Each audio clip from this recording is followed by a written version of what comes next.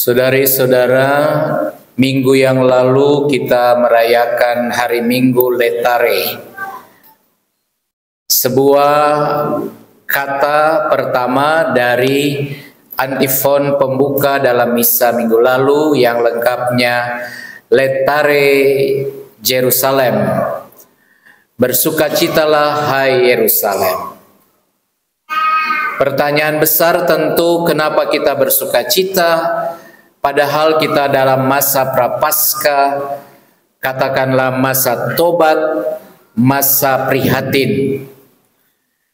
Jawabannya tidak lain daripada kita berjumpa selalu dengan Allah yang bagaikan Bapa yang baik, yang kepada anak durhaka, prodigal son, yang lari meninggalkan, tetapi kegembiraan dalam hati Bapa boleh menerima ketika anak itu kembali. Gembira dari Bapa, kegembiraan gereja, kegembiraan seluruh umat berhadapan dengan Bapa Maha Pengampun yang luar biasa. Nah, saudara sekalian, ide yang sama masih berlanjut sampai pada hari ini, di mana fokus kita ialah menyaksikan keagungan pengampunan Tuhan yang dinyatakan dalam wajah berbelas kasih Yesus terhadap perempuan yang tertangkap berbuat zina. Saudara-saudari, dari kisah ini sekali lagi diwartakan sebuah kontras, sebuah perbedaan mendasar antara cara manusia menghadapi orang bersalah, menghadapi seorang pendosa, berbanding sangat berbeda dengan cara Tuhan. Mari kita lihat bagian pertama, cara manusia, yang diwakili oleh orang-orang yang paling pintar. Mereka itu ahli Taurat, pintar. Mereka adalah orang-orang kudus, mereka adalah kaum Farisi. Kejadiannya di mana? Mereka berada di bait Allah. Tetapi di bait Allah, orang pintar, orang suci ini hatinya jahat. Tidak ada solidaritas, tidak ada kata maaf dan ampun.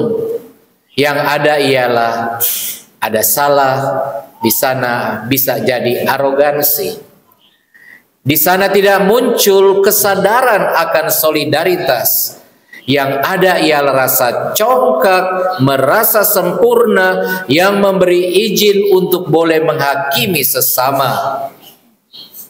Dan itu diperlihatkan oleh mereka itu ketika mereka ganti menyayangi perempuan. Sekali lagi cuma perempuan.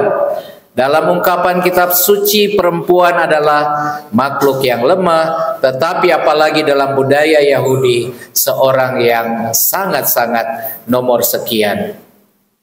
Nah, ini kedapatan berbuat salah. Ya, dengan jelas kitab suci pun mengompori dengan mengatakan tertangkap apa? Basah atau kering? Oh, basah, ya. Dia tidak diberi kesempatan. Yang ada ialah amarah orang. Yang ada ialah orang-orang ini mau menghancurkan dan memakai alat pembenar ialah hukum Taurat. Saudara-saudari sekalian, ini kalau kita sendiri bercermin ya, dari sisi ini coba kita perhatikan cara kita terhadap sesama. Adakah solidaritas itu dalam hidup kita terhadap semua yang bersalah? Dan tema ini mengingatkan akan khotbah saya yang dulu tentang siapakah kita, siapakah saya. Berani menghukum dan menghakimi orang, seorang yang berdosa bersalah, ketika kita sendiri masih punya balok di mata. Kita sendiri masih memiliki beban hati dengan dosa dan kesalahan. Dan orang-orang ini tidak pernah sadar diri. Orang Yahudi, orang Farisi, ahli Taurat tidak sadar diri. Sudah di dalam bait suci, hati mereka tidak pernah suci. Sudah di bait suci, yang ada ialah merasa sempurna secara halusinasi, sempurna. Pengetahuan yang benar tentang Taurat dipakai bukan untuk menyelamatkan, tetapi untuk menghancurkan. Kita tidak boleh mengikuti cara itu, sehingga pesan pertama sabda Tuhan ialah mari kita solider dengan orang yang harus diangkat. Berapa banyak di tengah-tengah kita yang suka mengalami kesalahan. Dan itu tidak jauh tentang orang yang luar, tetangga dan lain-lain di rumah. Mengapa justru orang saling mempersalahkan ketika terjadi kesalahan di dalam rumah? Rumah cinta, bait cinta, di mana seharusnya orang hidup dalam cinta dan pengampunan yang membuat rumah itu menjadi rumah yang membahagiakan. Saudara, ini pihak Farisi, ahli Taurat.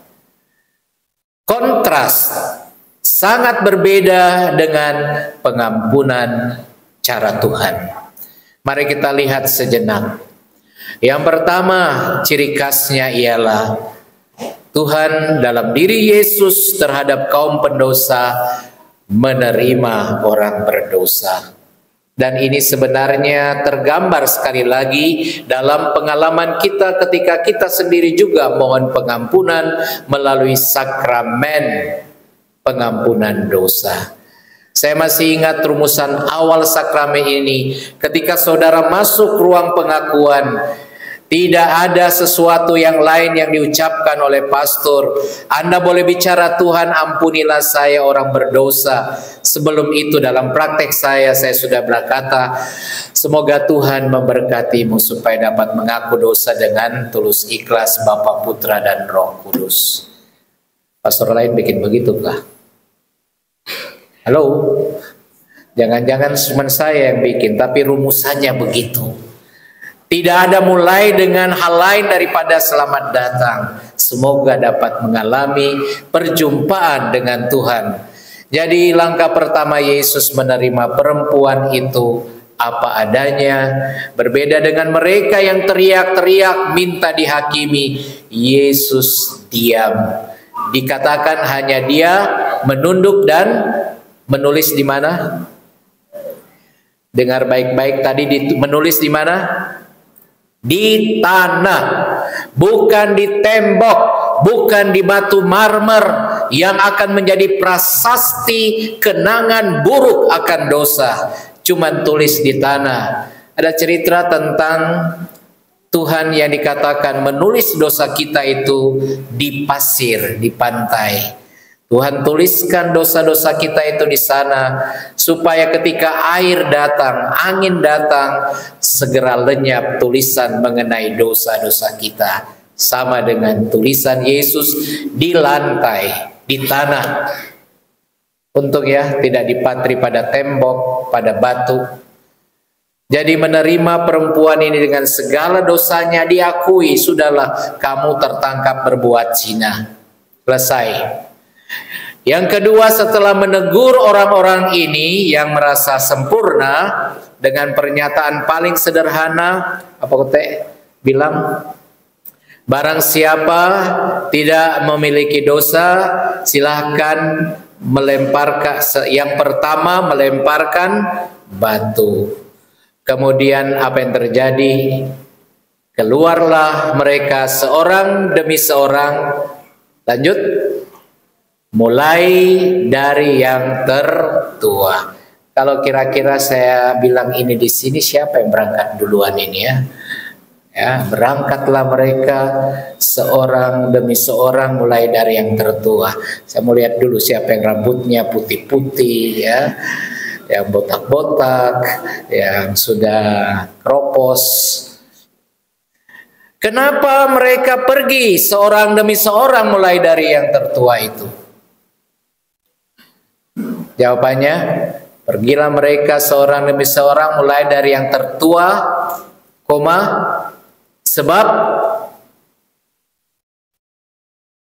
sebab banyaklah dosanya.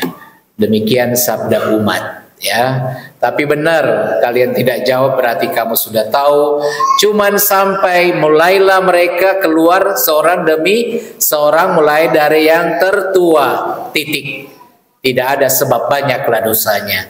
Yaitu penafsiran kita, ya. Kalau banyaklah dosanya, makin tua makin menjadi, makin tua makin berminyak, termasuk dalam dosa. Nah, itu kalau di sini. Mungkin yang di sana makin tua mereka keluar seorang demi seorang karena makin bijaksana. Untuk kemudian ingat pengalaman Yesus. Tidak layak kamu menghakimi. Keluar sudah, ya. Kamu bukan hakim atas sesama. Kamu pun orang yang layak dihakimi. Jadi lebih baik keluar seorang demi seorang. Nah, sesudah itu Yesus sendirian dengan perempuan itu. Dia berdiri dan menyapa, "Hai perempuan." Dari situ saya menangkap ada sikap hormat Yesus terhadap sang pendosa. Ketika dalam Ekaristi dan dimanapun, dalam doa pembuka, doa persembahan, doa penutup, ketika imam mengajak umat, marilah kita berdoa, orang berlutut, berdiri atau salto, ya. Kita berdiri. Kenapa kita berdiri? Dulu biasanya berlutut.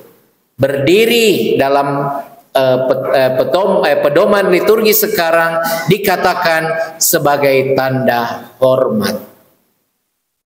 Ya, jadi kalau Yesus berdiri di hadapan perempuan ini, tanda hormat. Diperlengkapi lagi dengan sapaan Yesus. Dari ungkapan itu memang dalam Injil dikatakan dia berseru, "Hai perempuan, tidak adakah yang menghukum engkau?" Kata "hai perempuan." Dalam teks lain ada yang memakai kata "ibu", di manakah mereka ini? Tetapi banyak penafsir mengatakan kata "hai perempuan" yang dipakai oleh Yesus untuk menegur perempuan berdosa ini adalah kata yang sama yang dari atas salib. Yesus menyampaikan kepada sang bunda, ibunya, di kaki salib itu ketika ia menyerahkan Maria kepada Yohanes dan sebaliknya, Yesus berkata, "Ibu, itulah anakmu." Kata-kata ibu kepada Maria dialamatkan kepada perempuan berdosa ini. Ibu, betapa Tuhan menghormati kita kaum pendosa. Siapapun kita dihormati di hadapan Tuhan. Pada akhirnya dua sikap terakhir, bagaimana pengampunan Tuhan itu betul agung bagi kita, yakni pengampunan Tuhan betul-betul paripurna. To forgive is to forget. Pengampunan Yesus yang dinyatakan kepada perempuan itu tidak didahului dengan screening, tidak didahului dengan penyelidikan, tidak dibuat pemeriksaan setuntas-tuntasnya kayak pemeriksaan di laboratorium pakai mikroskop untuk menyelidiki berapa dalam dosamu, berapa berat dosamu. Rupa orang suka bikin. Untuk memberi pengampunan, orang mesti pastikan dulu ini orang betul bersalah dengan pelbagai cara. Begitu toh kira-kira, ya. Berapa kali? Di bawah pohon mana? Ya, kira-kira kalau berkaitan dengan tadi bisa dikembangkan segala macam fantasi. Berapa kali dan lain sebagainya. Betul-betulkah? Dengan siapa? Kumisan atau tidak? Ya, supaya betul-betul kamu bersalah. Tidak ada dialog. Yang ada ialah aku pun tidak menghukum engkau. Saudara-saudari sekalian, itulah yang membuat kita seharusnya merindukan sakramen ini. Torang pejata sudah terlaksana pada hari Selasa minggu lalu. Sakramen ini, lewat pewartaan ini gereja masih membuka diri. Berilah dirimu didamaikan dengan Tuhan. Ya, bahwa kepada kita sebenarnya kadang-kadang mungkin saya tadi tanya dalam misa pertama, apa yang menyebabkan orang enggan menghadap kemurahan Tuhan justru untuk menerima sabda pengampunan, pergilah aku mengampunimu. Dan jawabannya mungkin masih sama. Banyak orang hanya pada tahap lahiriah.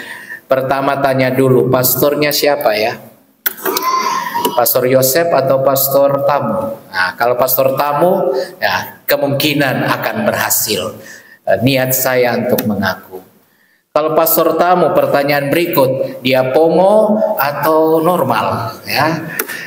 Kalau dia pongo, lebih memungkinkan lagi saya untuk pergi datang cepat-cepat. Kira-kira habis dia pongo, kira-kira dia buta atau mata terang, ya. Nah, kalau dia lengkap buta, tuli, kemudian pastor tamu, gereja ini pasti penuh untuk datang mengaku dosa. Mungkin itu. Karena itu saya tanya tadi, alasan apa? Malu. Nah, Tuhan, perempuan ini sangat memalukan tindakannya. Dia tidak melarikan diri hanya gara-gara sudah tertangkap basah. Yang ada ialah kerendahan dirinya, kerendahan hatinya untuk berharap pada pengampunan, dan Tuhan menganugerahkan. To forgive is to forget. Kata-kata dari apa yang kita dengarkan dalam bacaan pertama, janganlah mengingat-ingat hal-hal yang dahulu, dan janganlah memperhatikan hal-hal yang dari masa purbakala. Itu Tuhan punya. Kita pun demikian dalam semangat pengampunan kepada sesama. To forgive is to forget. Terakhir, coba kita dengarkan rumusan ketika Yesus membebaskan perempuan itu. Urutan kata-kata ini sangat penting. Yesus bilang begini,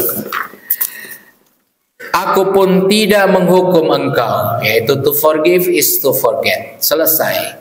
Lalu dia bilang apa? Pergilah, ya, dan mulai sekarang jangan berbuat dosa lagi. Kalau torang kira-kira torang bagaimana? Saya kira torang akan bikin surat perjanjian dulu, ya. Bikin di bawah akte notaris, minimal sumpah, ya, tidak akan melakukannya untuk kesekian kalinya, ya. Kita mama dulu suka ancam, jangan bikin kedua kali, ya. Saya bikin ketiga kali, karena kedua kali yang boleh, ya. Jadi itulah kita, dan kita semua kadang-kadang tidak puas kalau tidak mengikat dulu seseorang dengan sebuah jaminan bahwa dia akan melakukan kebaikan. Tuhan terbalik, pergilah. Nasihat untuk jangan berbuat dosa lagi adalah opsional, alias pilihan bebas. Dengan apa kan ku balas kebaikan Tuhan? Kalau lagu karismatik mengatakan, dengan apa kan ku balas Tuhan? Jawabannya, selain puji dan sembah Kau. Mungkin itu cuma satu aspek. Kata pergilah dan jangan berbuat dosa lagi. Manusia dibebaskan untuk memilih.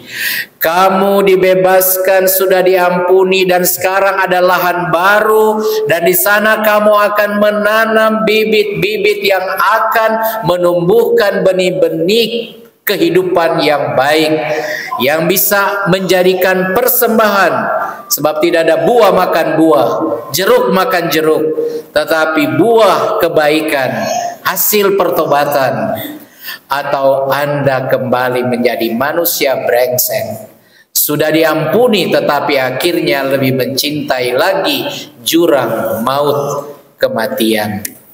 Nah, saudara-saudari sekalian, saya tutup dengan ajakan Rasul Paulus sekali lagi dalam bacaan yang kedua. Kata-kata ini bagus.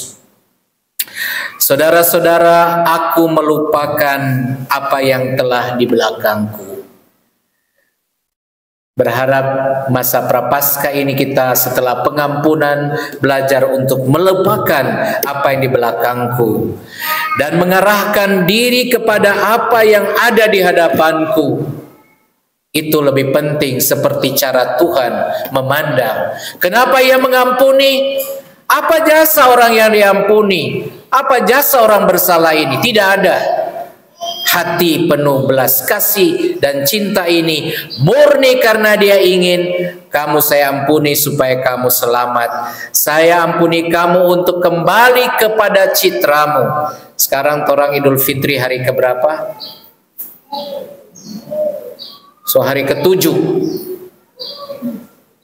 Ada kata fitri.